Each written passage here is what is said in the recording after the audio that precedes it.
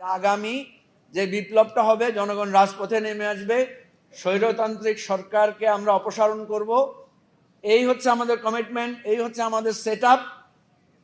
এই কাজগুলো আমরা করব। এটার আগেই আমরা জনগণের সমর্থন নেব।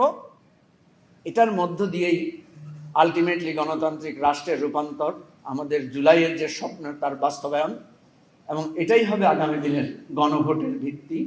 অতীতের গণভোট আগামী দিনের গণভোটকে আমাদের বিজয়ের পতাকায় রূপান্তরিত করবে। এটাই আমাদের স্বপ্ন হওয়া উচিত। বিএনপিকে আমরা কিভাবে থামাবো? আমরা শুধু বিএনপির সমালোচনা করেই তাকে থামাতে পারবো না। আমাদের সংকটের মৌলিক জায়গায় যেতে হবে। যেমন আমি একজন রাষ্ট্রবিজ্ঞানের ছাত্র হিসাবে খুব চোখ বন্ধ করেই বলতে পারি, অবধারিতভাবে আগামী 3 বছরের মধ্যে বিএনপি স্বৈরতান্ত্রিক হয়ে উঠবে। না, এটা খুব খুশির খবর না, তালি দেওয়ার মতো খবর না। কারণ বিএনপি যদি স্বৈরতান্ত্রিক হয়ে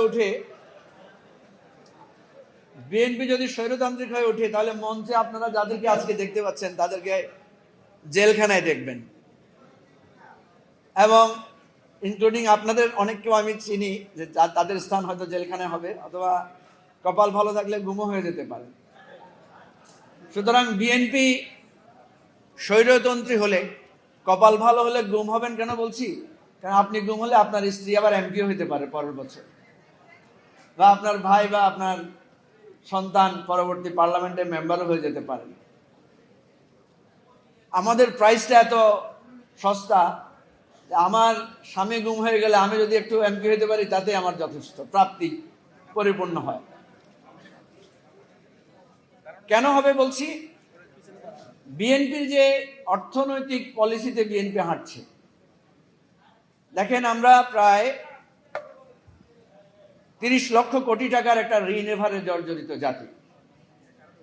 ইতিমধ্যে 41,000 কোটি টাকার বেশি ঋণ হয়েছে। এই যে অর্থনৈতিক ব্যবস্থাপনার জায়গায় এই যে দ্রব্যমূল্য বাড়ার একটা আশঙ্কা এখন তৈরি হয়েছে, এবং দ্রব্যমূল্য বাড়বে, বিদ্যুতের সংকট, ঘাটতি হবে, লোডশেডিং হবে, শিক্ষা প্রতিষ্ঠানে মিসম্যানেজমেন্টের কারণে আরো সন্ত্রাসের আশঙ্কা আমরা দেখতে পাচ্ছি। বিএনপির দলীয়করণের যে পথে বিএনপি হাঁটা শুরু করেছে, ইতিমধ্যে বিভিন্ন জায়গায় দলের মধ্যে অন্তঃকন্দল, মারামারি, গন্ডগোল, একে অপরের